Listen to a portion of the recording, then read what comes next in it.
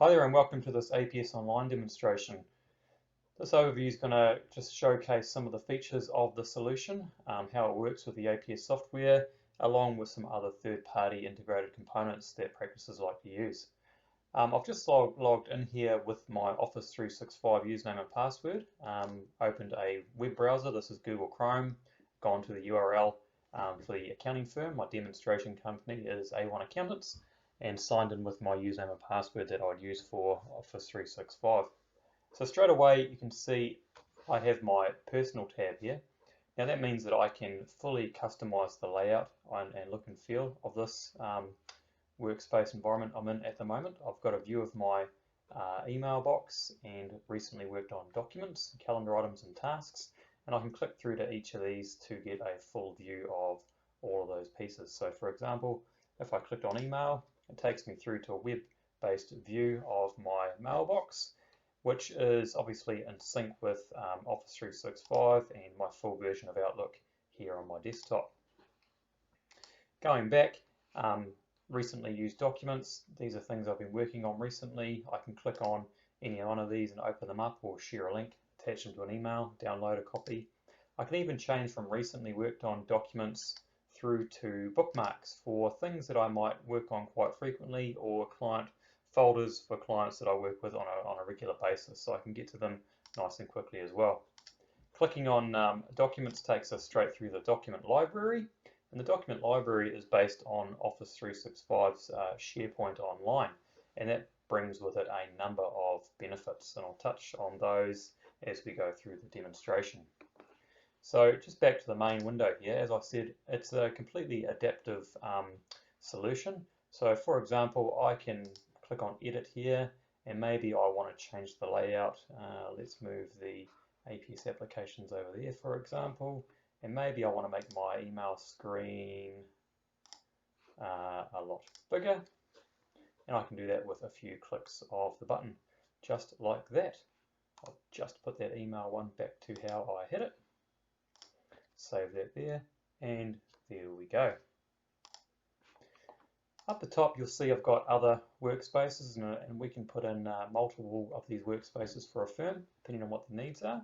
If I click on practice, this just gives me a set of application tiles for what I have access to in terms of the practice. So maybe a newcomer into the firm, this is great because they can see everything that they may need access to, and obviously these layouts and tiles can be customized by an administrator in the firm. So for example, if I was to edit this and add, let's add in the My APS tile, here we go, for my APS support site, that's now there, click save. Because that's a shared tile layout, when I look at my personal tab, I can now see that my APS has been added into that shared tile layout. Dashboards, we can bring in any type of dashboards for reporting out of Power BI to show information across the firm at a glance. This is just pulling in some basic stuff out of a Xero Power BI dashboard, some demo data. And announcements allow us to quickly create firm-wide announcements and send them out to everybody in the firm, or we could just say add in a particular group or members of the firm, and those announcements can contain images and videos. We can have them pop up directly in the browser, so that if it's a really important announcement, people get notified straight away in the browser, and we can allow comments on them and publication start and end times so that the announcements can appear and then disappear based on a date range. Back to the main screen.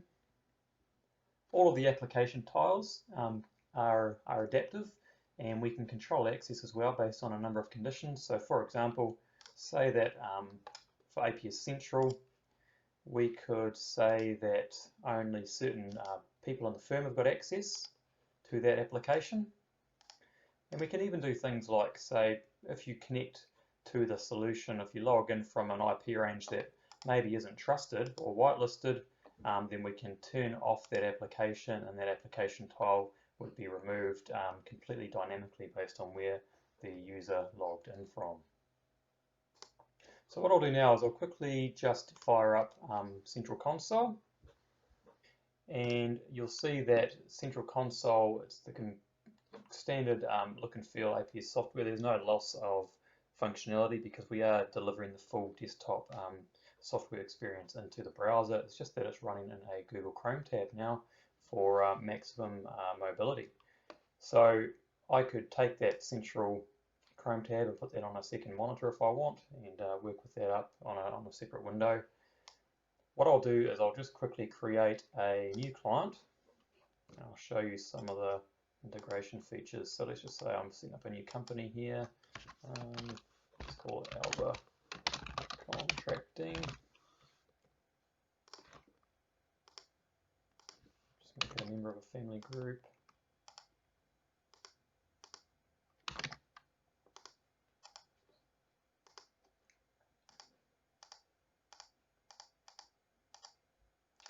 Cool, and we'll add that client in.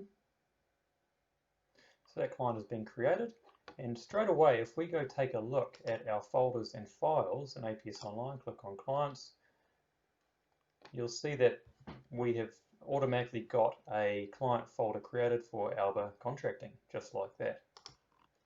If I go back into Central, let's just add XPA ledger in here, and we'll run a quick Excel sheet and show you how that works as well. That one. As you can see, the application is very fast to use. There's no loss of speed or anything like that because it's running off Cloudland servers for the maximum performance. Nothing's actually happening over the internet when we're making these interactions with the application. So I'm just going to quickly run, let's just run this one here, make it a spreadsheet. Okay.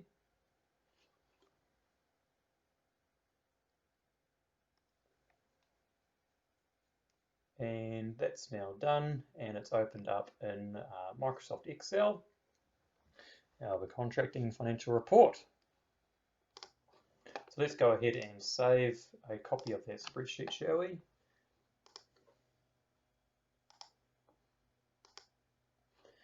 There's our Alba contracting.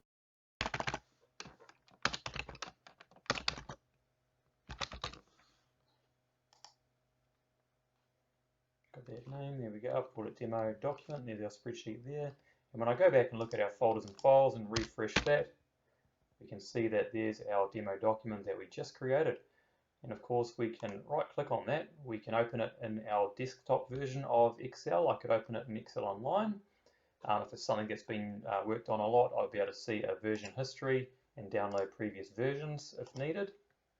I can also set permissions, quickly attach it to an email and share a link, etc. If I just click on that and open it in Excel Online,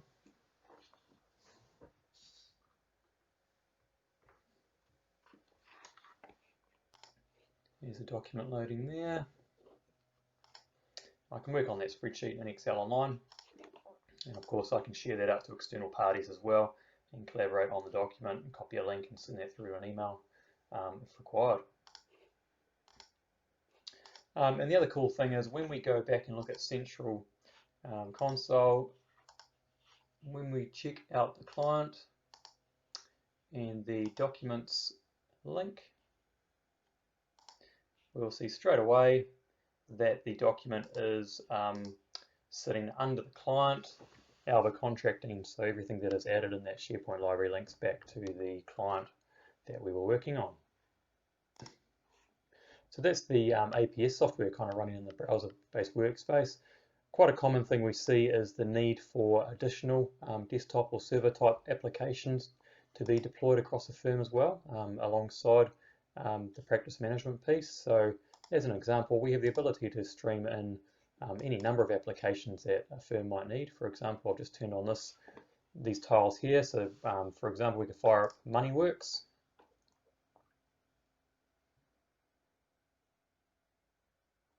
Here's MoneyWorks running, nice and fast,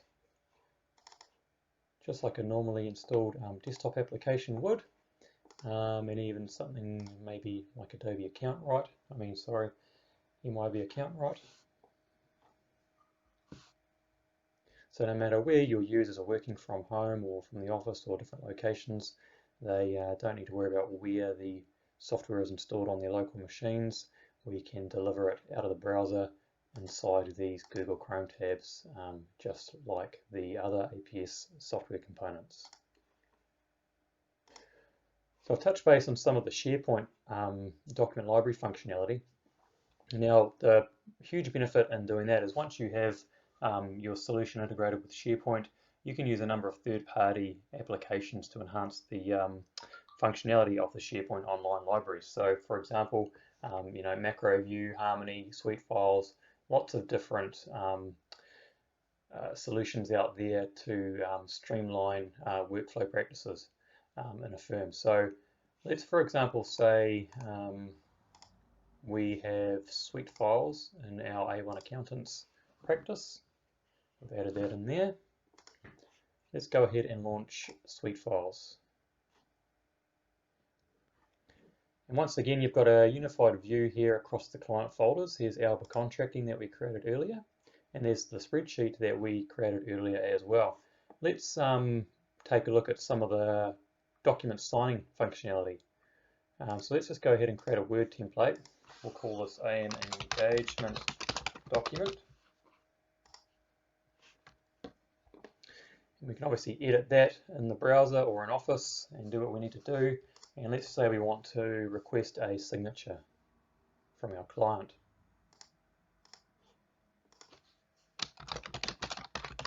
Josh Davies is going to sign this. That's his email. And we'll click Next. And we want Josh Davies to put his full name here.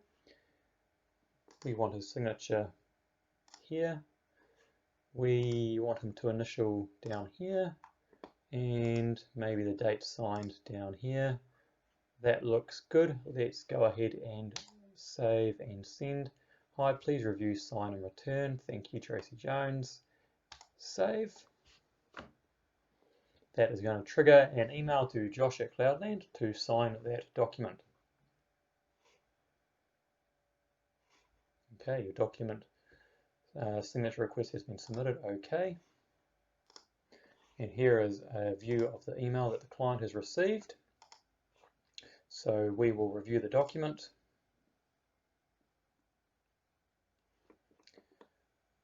There we go. Send you a signature request. Okay, we'll continue there. And we will either decline it or we're going to sign it. So I'll sign here, put my name in, to date, and my initials down here. I can customize a signature obviously if I like, and I will click sign.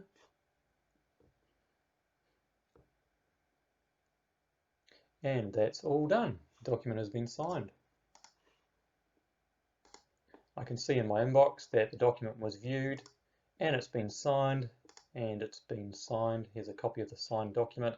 If I look at my client folder, Alba Contracting, there's the signed version of the PDF. And you'll also see the signed copies in the folders and files in APS Online. And of course in the client document library, linked against the client in Central Console. We can also do some other neat things with the solution. So for example, you may have a case where you would like to be able to have the client upload and download documents from a client portal. So as an example, let's go into Alba Contracting. Let's just create a folder here called Portal. Create that folder. And we will share that as a connected folder. And invite Josh. Create a portal folder. Hi Josh. Please use this portal folder to upload bank statements and view completed returns, etc. Thanks, Tracy. We can set an expiration on that data on that as well if we like. So we'll click send. I've already created a folder with that name. Let me do that again.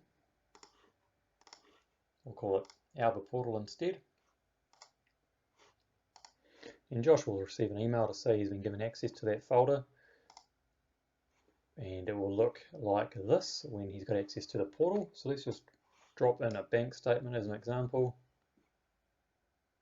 There we go, we've dropped in a bank statement into that portal.